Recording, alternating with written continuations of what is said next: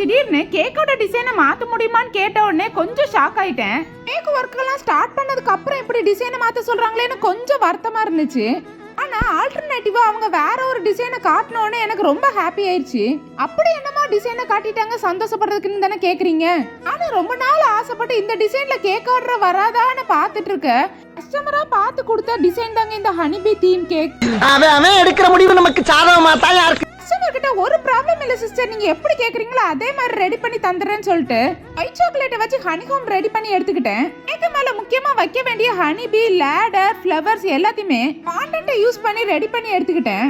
White சாக்லேட்ல ready பண்ணி வச்சிருந்த honey ஹோமை கேக்கு மேல அங்கங்க வச்சு விட்டு ஃபாண்டன்ட்ல ரெடி பண்ணியிருந்த ஹனிபியை கேக்கு மேல ஃபுல்லா பறக்க விட்டு கேக்க ஃபுல்லா கம்ப்ளீட் பண்ணி முடிச்சதும் கேக்க பார்க்க அவ்வளவு சூப்பரா இருந்துச்சு. கஸ்டமரும் கேக்க பார்த்துட்டு ரொம்ப சூப்பரா இருக்குன்னு எனக்கு ரிவ்யூ அனுப்பியிருந்தாங்க.